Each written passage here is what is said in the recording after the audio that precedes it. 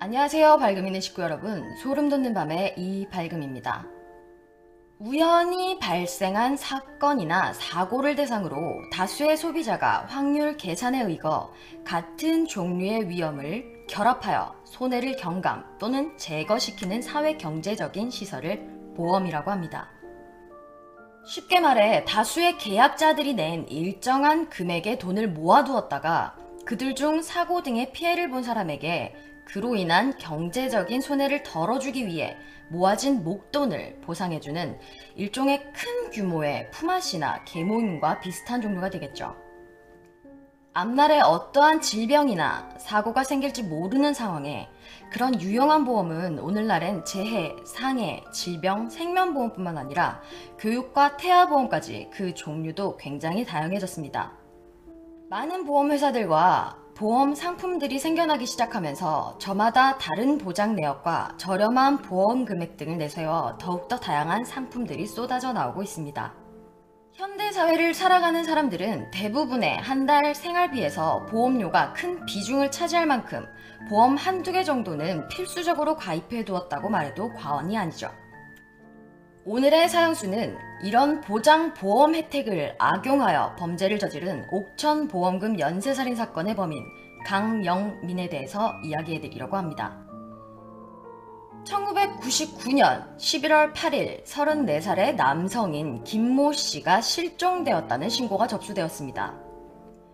실종된 남성의 아내는 이틀 전 남편이 밤낚시를 다녀오겠다고 한 뒤 그 뒤로는 연락이 되지 않았고 집으로도 찾아오지 않았다고 경찰에 상황을 전달했습니다.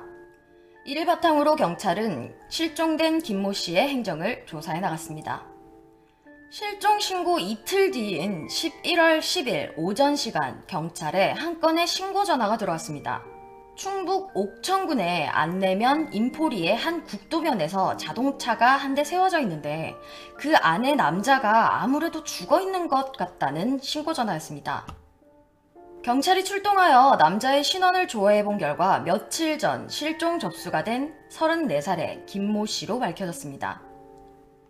김 씨는 교통사고가 난 듯이 파손된 차량 안에서 운전석에 얌전히 앉은 채 숨져 있는 상태였습니다.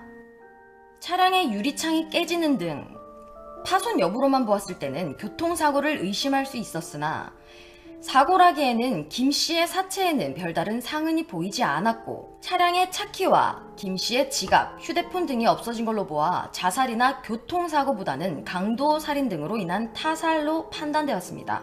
현장 조사 결과 차 안에는 죽은 김 씨의 지문 이외에는 발견이 되지 않았고요. 하지만 차의 뒤 트렁크에는 낚시 가방이 실어져 있었고요. 낚시 가방에서는 김 씨의 지문이, 그리고 그 안에 낚싯대에서는 김 씨 아내의 지문, 그리고 낚시 떡밥 봉지에는 제3의 인물의 지문이 찍혀 있었습니다. 경찰은 실종 이후 숨진 채 발견된 김 씨의 주변을 조사하던 중 의심스러운 상황을 발견해내게 됩니다. 숨진 김 씨의 앞으로 5개의 보험이 가입되어 있었습니다.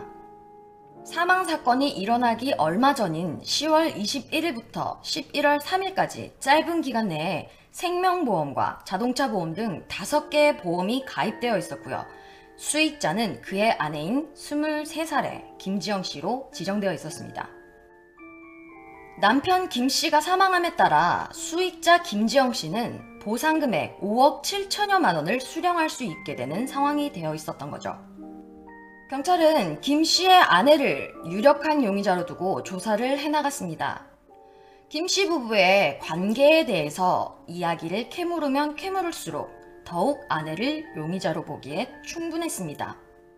사건이 벌어지기 한 달 전인 1999년 10월 초쯤 지인의 소개로 김 씨와 만난 김지영 씨는요, 만난 지 15일 만에 동거를 시작했고 무엇이 그렇게도 급했던지 결혼식도 생략해버린 채 10월 중순에 혼인신고를 했습니다. 혼인신고 이후 보험 가입이 시작되었던 것이 확인되면서 보험금을 노리고 남편을 살해한 것이라는 생각이 강하게 들게 되었습니다. 하지만 김지영 씨는 나이 차이도 많은 배우자였고 모아둔 돈도 딱히 많이 없던 상황이라 미래를 위해 저축을 든다는 생각으로 나름 무리해서라도 보험에 들었던 거라고 말하며 자신 역시 4개의 보험을 들었고 그 수익자는 남편으로 해두었다며 첫눈에 반해 함께 살기 시작한 사랑하는 남편을 자신이 죽이지 않았다고 말했습니다. 정황상 아내인 김지영 씨가 유력한 용의자로 보이긴 했으나 낚싯대에서 나온 지문은 사건이 일어난 날이 아닌 이전에도 남편의 물건을 만졌을 상황이 충분히 있었기 때문에 확실한 물증이 될 수 없었고요. 경찰은 좀 더 확실한 증거를 찾아내기 전까지는 김지영 씨를 체포할 수 없는 상황이었습니다. 아내를 조사해 나가던 중 사건 현장에서 발견된 떡밥 봉지의 제3의 지문의 감식 결과가 나왔습니다. 그것은 29세의 강영민의 지문이었고 경찰은 그를 불러 참고인 조사를 해나갔습니다. 강영민은 숨진 김 씨와 예전에 함께 일했던 직장 선후배 사이인 것으로 확인됐습니다. 하지만 정황상 유력한 용의자는 당시 아내인 김지영 씨였기에 숨진 김 씨의 지인인 강영민의 지문이 나왔다는 것에는 큰 의심을 품지 못한 채 경찰은 아내의 범행을 입증하기 위해 증거물을 수집하는 데 주력을 다해 수사를 해나갔습니다. 그렇게 수사가 진행되던 11월 23일 부산의 한 여관에서 사람이 죽어 있다는 신고를 받게 됩니다. 부산의 모 여관의 주인이 퇴실 시간이 지나서도 퇴실을 하지 않는 투숙객을 깨우기 위해 방으로 올라갔고요. 투숙객은 손목을 그은 채 침대에 숨진 채로 발견되었다는 것이었습니다. 부산 영도경찰서는 사건 현장으로 출동하였고요. 숨진 여자는 다름 아닌 숨진 김 씨의 아내 23살의 김지영 씨였습니다. 손목을 그은 것으로 보이는 시신 옆에는 숨진 김지영 씨의 자필의 유서가 발견되었습니다.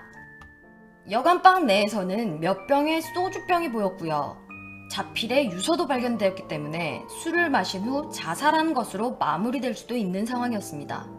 하지만 경찰은 손목을 긋고 자살한 현장치고는 혈액의 양이 너무 적다는 것에 의심을 품고 현장 조사를 꼼꼼히 해나갔습니다.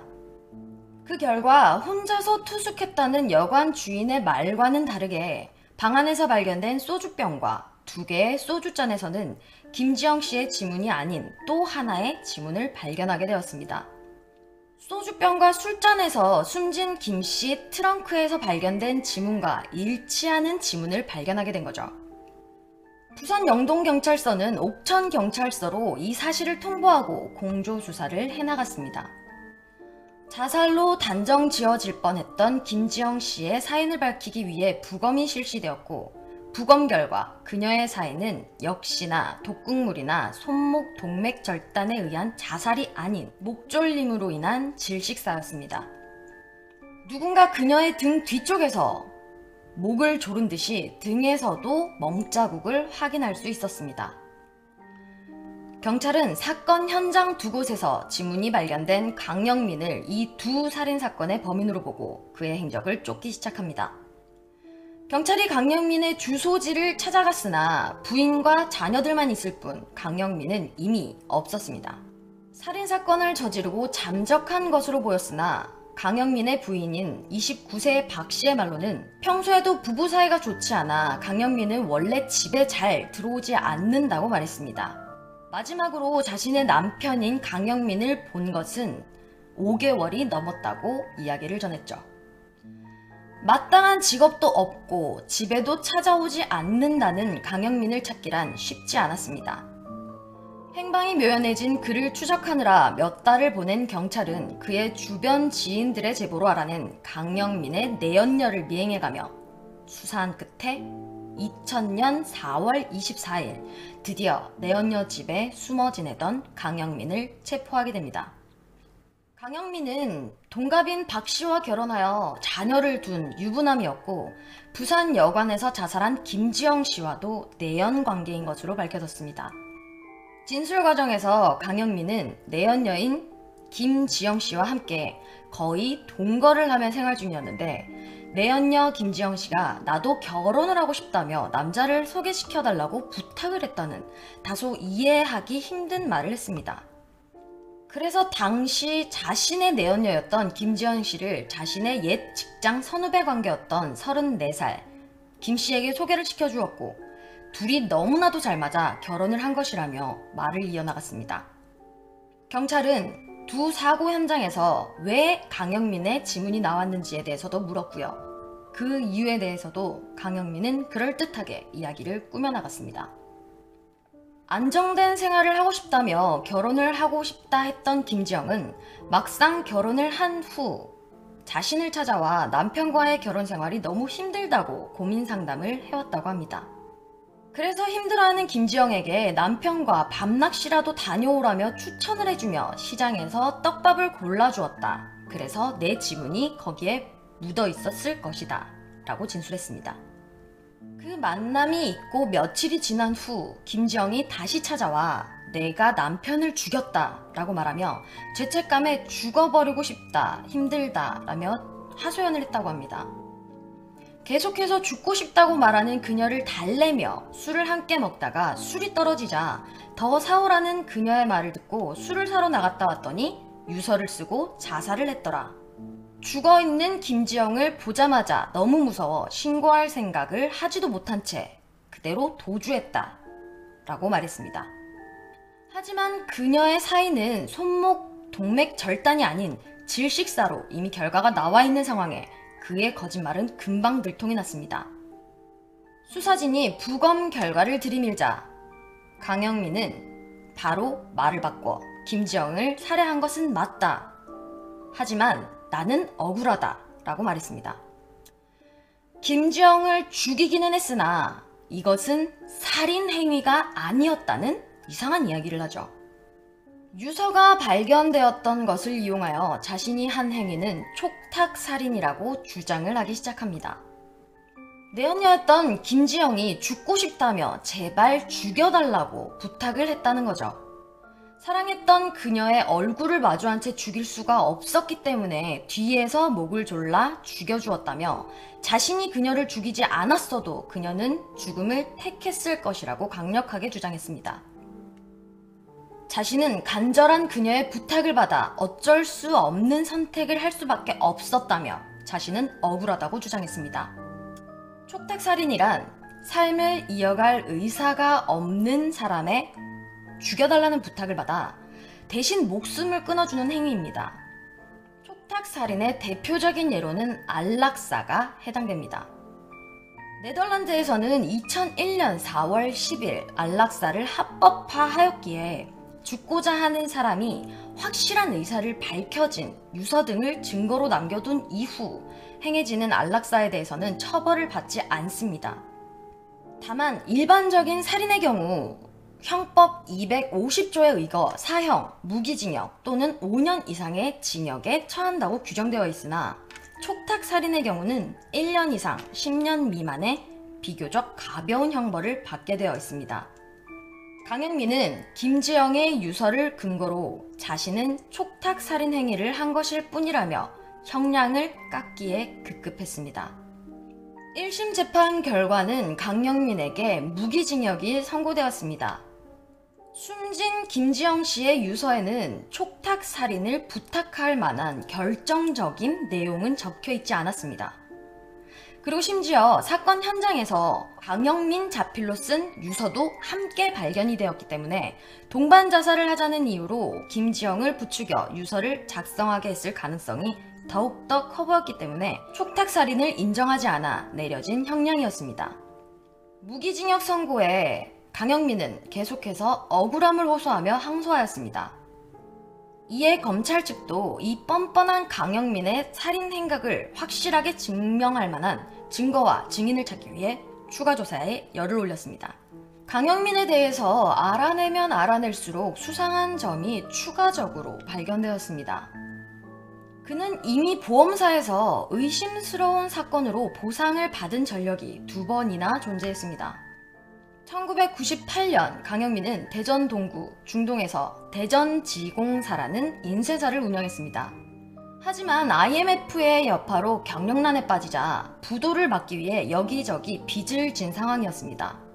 그렇게 회사가 어려운 시기에 그는 건물 화재 보험에 가입을 했고요. 가입 이후 6개월도 채 지나지 않은 98년 9월 30일 자신의 인쇄사에 의문의 화재 사건이 발생하면서 1999년 1월 15일 보험사로부터 4,900만 원 정도의 보험금을 탄 사실이 발견되었습니다. 그 이후에도 1999년 5월 30일 강영민의 부인 박 씨가 교통사고를 당하면서 1,800만 원의 보상금을 수령해 간 것이 밝혀졌습니다. 하지만 어디까지나 심증만 확실해질 뿐 이 모든 것이 강영민이 한 짓이라고 단정 지을 만한 결정적인 증거를 찾기는 쉬운 일이 아니었습니다. 그러던 중 인쇄회사를 운영하던 당시 그와 친분을 가졌던 지인이 양심선언을 하게 되면서 모든 일을 밝힐 수 있게 되었습니다.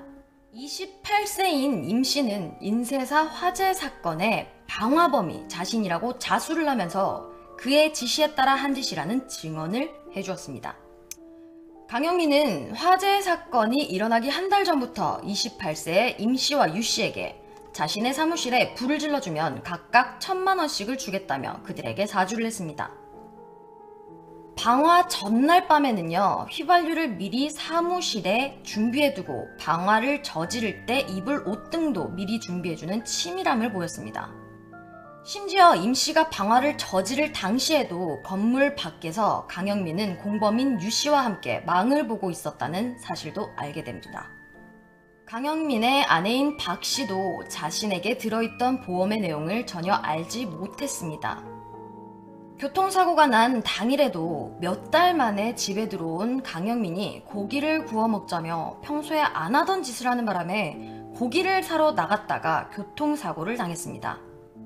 그 사고로 부인인 박 씨는 전치 16주에 큰 부상을 입었지만 보상금은 단 한 푼도 자신의 손에 들어오지 않았다고 말했습니다. 그 일이 있은 후부터 강영민은 집에 들어오지 않고 연락도 되지 않았다고 말하며 과거의 범행들이 속속들이 밝혀졌습니다. 이렇게 증인들이 나오게 되면서 더 이상 빠져나갈 궁리를 하지 못한 채 벼랑 끝으로 모인 강영민은 범행 일체를 자백하게 됩니다. 범행의 시작인 인쇄사 화재 사건은 인쇄사의 부도로 인해 빚을 갚기 위해 최후의 수단으로 화재 보험 사기를 저지르게 되었고요. 보상금을 받는데 성공했습니다. 하지만 이후 내연녀와 동거를 하면서 사채까지 쓴 탓에 빚은 다시 불어났고요. 보험을 이용해 또 한탕을 하자는 생각으로 범행을 계획했다고 합니다. 그는 자신과 관계가 소원했던 아내의 이름으로 2개의 보험을 들었고요. 자신의 지인인 32세의 김 씨와 한 씨에게 아내를 죽여주면 보험금 3억 중에 절반을 주겠다고 사주를 했습니다. 그들에게 범행을 사주하면서 강영민은 주말 교통사고 사망건에 대한 보험금이 40%가 더 지급된다. 그러니 꼭 주말에 일을 저질러야 된다며 범행 요일까지 꼼꼼하게 계획하여 아내를 살해하려고 했습니다.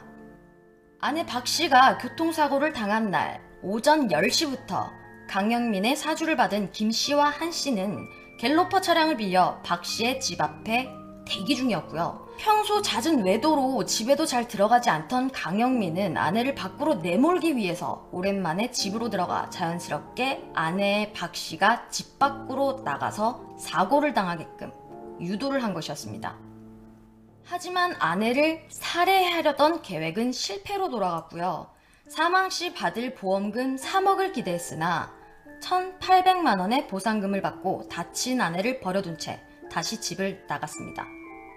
그 일로 인해 아내는 돈이 없어 치료를 제대로 못한 탓에 후유증을 앓게 되었다고 합니다. 2건의 보험 사기가 성공을 하자 그것이 자신의 길이라고 생각했던 것인지 아니면 아내를 죽이려 한 2번째 범행이 실패하여 원하는 금액을 못 받은 것이 이내 안타까웠던 것인지 얼마 지나지 않아 3번째 범행을 계획하게 됩니다. 당시 동거 중이었던 내연녀 김지영 씨와 강영민은 보험 사기에 대해 계획을 세우고 있었습니다. 내연녀 김 씨를 위장 결혼시킨 후에 그의 남편을 사망보험에 들게 하고 사고로 위장해 살해를 하자는 계획을 세우고 실행을 하게 되었습니다. 희생자 수사를 물색하던 강영민은 예전에 같이 일했던 심성이 착하고 어리숙한 면이 있던 34세의 김씨에게 내연녀 김지영을 소개시켜 주었습니다. 이미 34세의 김씨와 결혼을 하려고 작당한 내연녀 김지영 씨는요, 김씨에게 적극적으로 대시를 하였고요. 그 결과 만난 지 한 달도 안 되어 혼인신고를 할 수 있게 되었습니다. 사건이 발생한 1999년 11월 6일에도요. 내연녀 김지영 씨가 먼저 김 씨에게 밤낚시를 가자고 졸라 강영민이 기다리고 있는 곳으로 김 씨를 유인했던 겁니다. 강영민은 이번에도 지인인 30세의 차 씨와 25세의 김 씨에게 돈을 나눠줄 것을 약속하고 함께 김 씨를 살해하자고 사주하였고요. 약속된 장소에서 공범 차 씨와 김 씨와 함께 내연녀와 그의 남편이 오기를 기다렸습니다. 약속한 장소에 내연녀와 김 씨의 차가 도착하자 강영민과 공범들은 그 차량을 덮쳤고요. 신혼생활에 행복에 빠져있는 김 씨를 목졸라 살해했습니다. 그리고는 사체를 대청호 주변에 공터로 이동시켜 차를 부수고 지갑과 핸드폰을 숨겨 강도사건으로 위장하려 했던 겁니다. 하지만 나름 머리를 굴려 완벽하게 해냈다고 생각했던 것이 경찰이 보기에는 허술하기 짝이 없었습니다. 발견된 지문과 여러 개의 보험 가입 내역을 수상히 여긴 경찰들의 수사망이 좁혀왔고요.